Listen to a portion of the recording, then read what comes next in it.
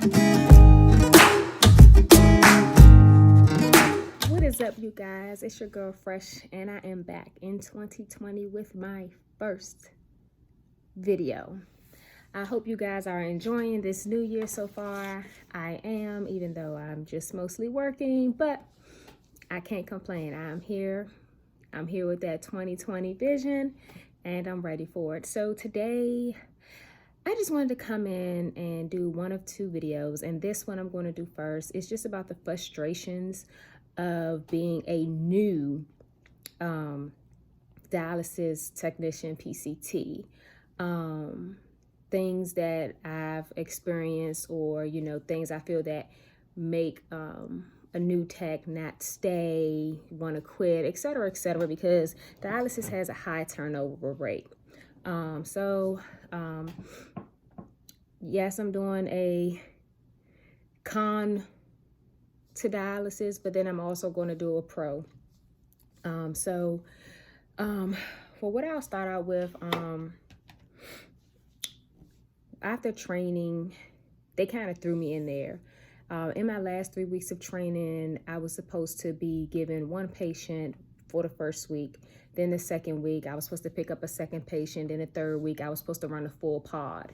For those who don't know, a pod is just an area where you put on, take off, and deal with said number of patients. We do pods of 3.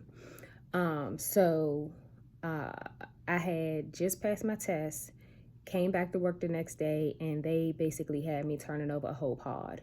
And I'm not gonna lie to you guys, like, I literally, when I went on my lunch break, I went outside and I basically cried my entire lunch break. And the only thing that made me stay was I didn't have my car. I got dropped off to work and I was just like stuck there. And I'm glad. It was a good thing, because I would have just been like, yeah, no, I'm gone. But that was one. I had started to write things down, but then I just wanted to just go off the top of my head so that, I could just flow. But it was also the expectation of just, I should be able to do it. And it's just like, you can't compare my experience to your experience, or my training class to your training class. We're all at our own pace. Everybody in dialysis has to figure out their own speed and how to get their job done. I didn't like that because I was new. They tried to throw things on me. My job is a preferred schedule. So I had made my schedule, and then they told me, oh, well, you have to work, every other Saturday. Why? It's a preferred schedule. Well, everybody's doing it. No, everybody wasn't doing it.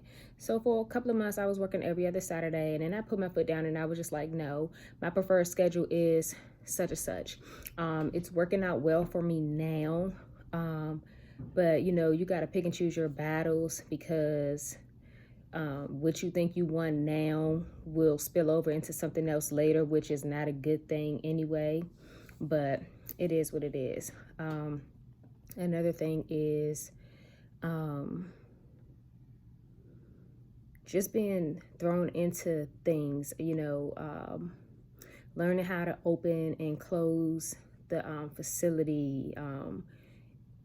I'm not even at 6 months, and this job is a lot, and to just throw me in there like that, trying to make me do these other things, and I'm still trying to learn how to turn over a pod, is just not working out.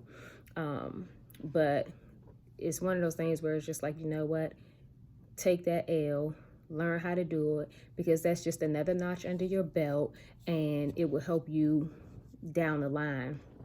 Also, what I am or have experienced is, excuse me, it just left my mind just like that, I tell you. Hold on. Another thing that bothers me, it doesn't bother me, but it's just like, it's just a downfall, and it affects everyone in the clinic. But because of the high turnover rate, we're always short staffed at clinics. I'm not just going to isolate my own, but clinics, period. And so, then you're picking up extra patients. Then you have the patients getting upset because they're either getting on late or off late or, this, that, and the third. And you kind of get wiped out quickly. You get up early, you got to be to work early, then you're there for 12 to 14 hours. Not only that, you're short of tech. Then you have to not only pick up an extra patient, but you're also then taking care of the section that's empty, even at the end of the day when you have to make packs for the next day and things of that nature. That gets very, heavy, and is very draining to always be in the predicament of being short of staff. The nurses do help out with, they'll help you clean up a section or, wipe down a machine for you, set up another machine. But listen, it's rough sometimes, but it is what it is.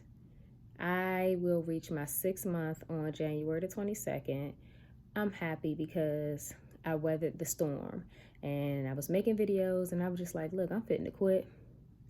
It is what it is, but I'm still here. I'm glad that I'm still here. This is building me up. I think this is a job that it will definitely strengthen you in a lot of areas of your professional life. And I'm grateful for it. The people you meet, the circumstances, how to problem solve, definitely teaches you and helps you with your problem solving. It'll expand you a lot, and the right, team, the right supervisor, the motivation is there, but it's a lot to overcome, a lot. And I'm making this video, and I know I'm rambling and don't have much to say now because, the company I work for, as you guys see, I've never said it because I'm just not too interested to put it out there like that. Some of you guys have figured it out, but anyway,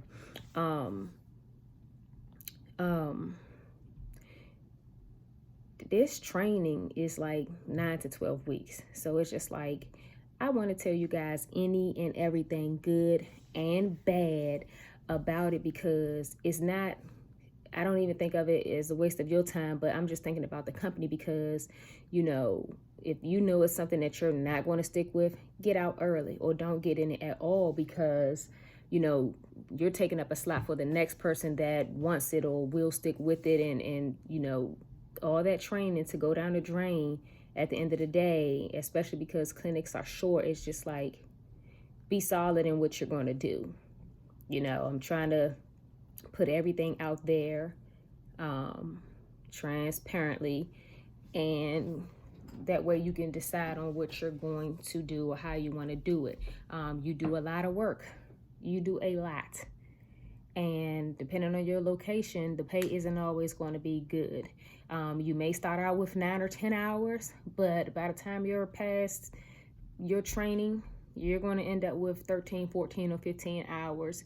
You're going to be tired. You're going to be exhausted. You're going to be getting off at 8 or 9 o'clock sometimes. It's going to happen. Now, unless you just work at a clinic that has 2 shifts, period, then okay. But other than that, no,